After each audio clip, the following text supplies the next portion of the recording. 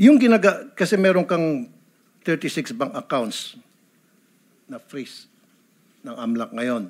At meron yan laman na 597 million. Your Honor, baka po mga naging transaction po, pero wala po kung ganyang kalaking pera sa bangko. Hindi, galing sa AMLAC to eh.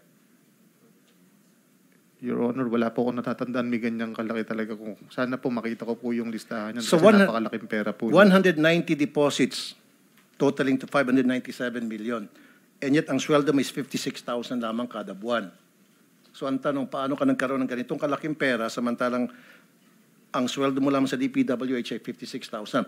Ito pa, ang mga nag-deposit sa accounts mo, sa mga accounts mo, misis mo, pati ex-wife mo, nagde-deposit.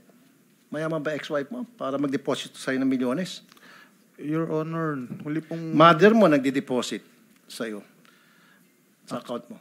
Actually po kasi ang parents Anyway, ko naman po... nakontem ka naman dati. So, siguro sabi mo, wantusawa ka na magsinungaling ngayon.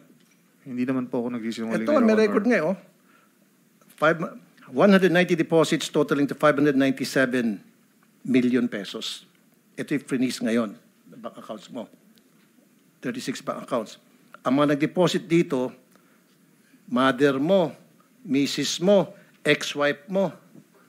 Ang yaman naman ito tatlo para mag-deposit ng milyones sa account mo. Pati ex-wife mo, mayaman.